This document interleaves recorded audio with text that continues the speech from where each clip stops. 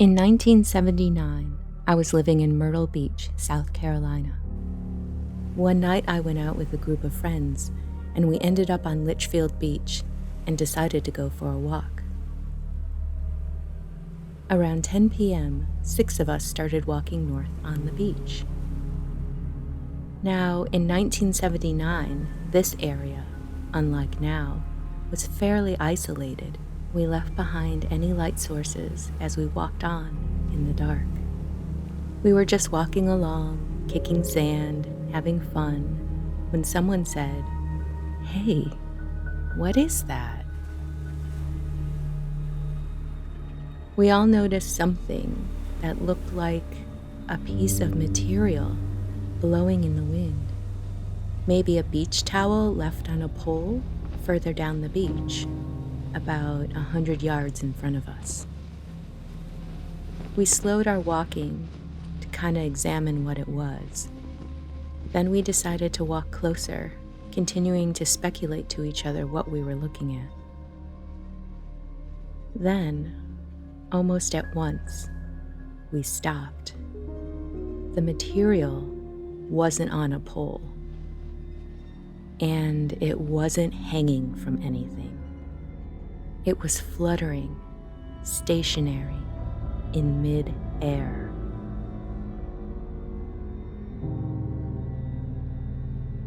I didn't say anything. I was still trying to figure out what it was.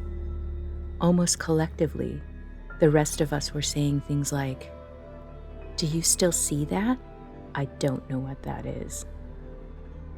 I think for the most part, none of us really believed what we were seeing. No one wanted to go any further.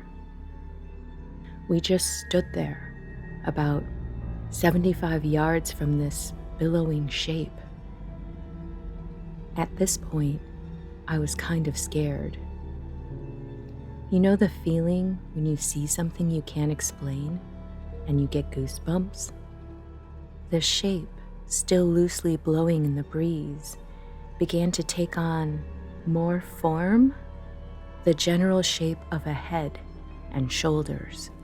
No features, but what it would look like if you draped a very light cloth or a blanket over a mannequin. And from the bottom of the cloth to the sandy ground, there was nothing. It was floating 3 or 4 feet in the air. Where you would expect to see an arm on the figure, the shape moved outward, as if its arm was motioning for us to leave. When it motioned a second time, we knew that it meant it. All 6 of us pivoted in our tracks and ran. Back at the parking lot, we were gathered around and chattering about what we had just seen. An older man approached, having overheard us, which wasn't difficult considering how excited we were. He said that there was no reason to be afraid. It was the gray man. Then the man said, "You know, there's a storm coming." None of us had ever heard of the gray man, and we figured maybe this guy was joking. But then he began to tell us the story of a man known to locals as the gray man.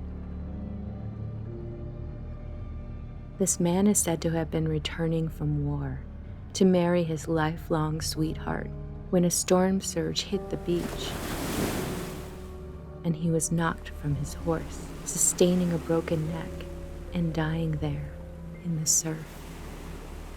2 nights later, when his love was walking the beach, he appeared to her in an attempt to warn her away from the coast due to a hurricane's approach.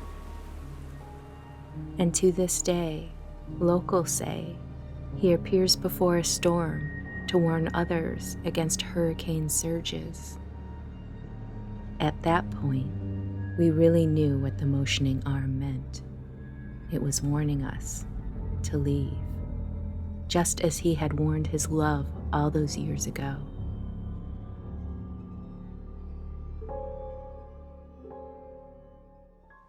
Later, after we arrived back at Myrtle Beach, a torrential downpour started. The streets were flooded, and we pulled into a gas station to wait for the storm to pass.